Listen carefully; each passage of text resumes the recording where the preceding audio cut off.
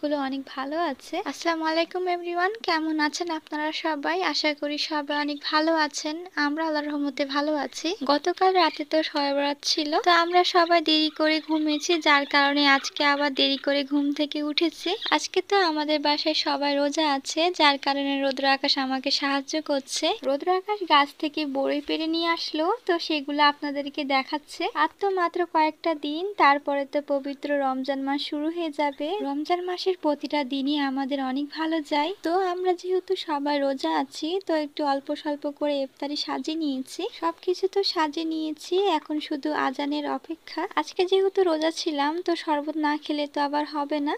The next day. আম্মু তো দুপুরে রান্না আগেই করে নিয়েছে, তো আজকে তেমন ভিডিও করা হয়নি। তো এখন আম্মু ডিম ভেজে নিচ্ছে। 2 দিন থেকে তো আমরা সবাই শুধু বিরিয়ানিই খাচ্ছি। শুধুমাত্র তো 2 দিন বিরিয়ানি খেয়েছি, তাই মনে হচ্ছে কতদিন থেকে আমরা ভাত খাইনি। সবগুলো রান্না তো হয়ে গেছে, তো এখন শুধু ডিমটা ভাজলেই হয়ে যাবে। আম্মু যেভাবে ডিম ভাজে দেখে মনে হয় একেবারে পাটিসাপটা পিঠে। তো একটা ডিম তো ভাজা হয়ে গেছে, তো এখন আর একটা ডিম ভেজে নিবে। রোদ্র আকাশ তো পেঁয়াজ মরিচ দিয়ে ডিম ভাজলে খেতে চায় না, সেজন্য ওদের ডিম ভাজাতে পেঁয়াজ মরিচ দেওয়া হয় না। আজকে আলু ভর্তা করা হবে, তো আম্মু এখন পেঁয়াজ মরিচ গুলো ভালো করে মাখিয়ে নিবে। আজকে কেন জানি সবকিছু ঝাল ঝাল খেতে ইচ্ছে করছে, যার কারণে আজকে ভর্তাতে মরিচের পরিমাণটা একটু বেশি দেওয়া হয়েছে। সবাই তো সরবরাতে হালুয়া করে থাকে, তো আম্মু করে, কিন্তু এই বছরে হালুয়া করা হয়নি। তো যাই হোক, এবার যখন হলো না, সামনের বছরে হবে। আজকে দুপুরে খাওয়া দাওয়া আলু ভর্তা আর ভাজি, আর তো সঙ্গে আছে গরম গরম ডিম ভাজা।